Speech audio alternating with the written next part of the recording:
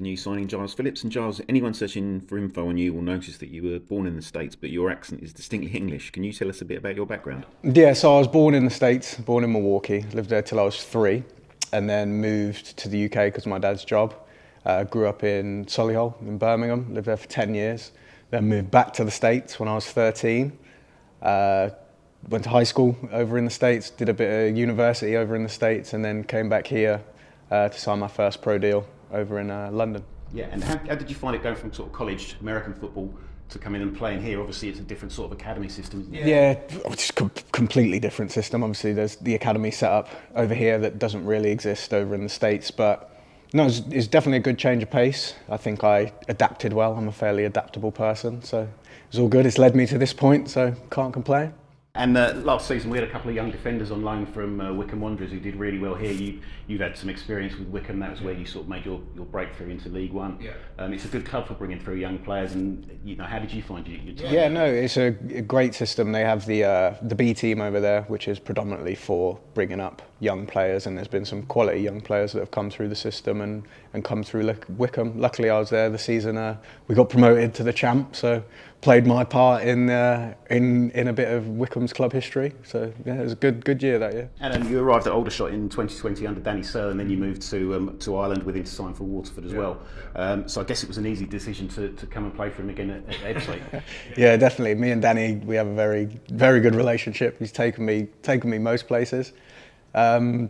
But yeah, no, it's a great relationship, no brainer. To work under Danny again is a good experience, and I'm looking forward to the upcoming season. Yeah, I mean, a few other players here have played for Danny before, and I asked them a similar question. But I mean, how important is it to come in and know that the manager knows exactly what you can do, and you know exactly what he wants from you? No, yeah, it definitely makes the transition easier. I mean, going to a new club is always a bit nerve-wracking, a bit nervous. You don't know who you're meeting, but it's comforting to see a familiar face, and I know exactly what he requires out of me, and I hope he knows what I require out of him, and I hope to make this season a good one. Yeah, and speaking of a familiar face, Tyler Cordner is signed here.